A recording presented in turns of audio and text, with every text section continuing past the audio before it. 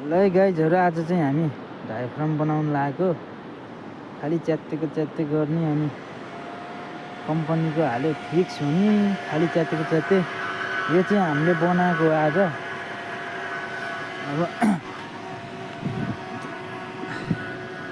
यसरी बनाइएछ हामीले चाहिँ अब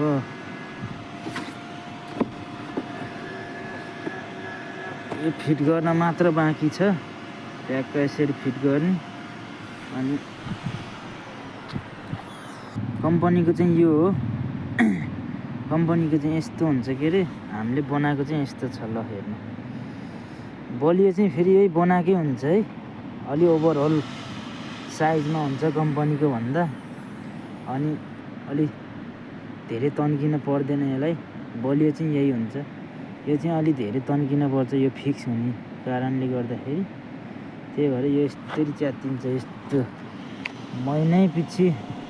फेरेको फेरि गर्न पर्ने नि डबल हाल्दा पनि यस्तै च्यातिन्छ यो फेरि के को भन्नु होला हजुरहरूले यो चाहिँ यो कर्सर मेसिनको हो जको त्यो भित्र लाग्छ यसको काम चाहिँ मोबिल लिक हुन नदिने हो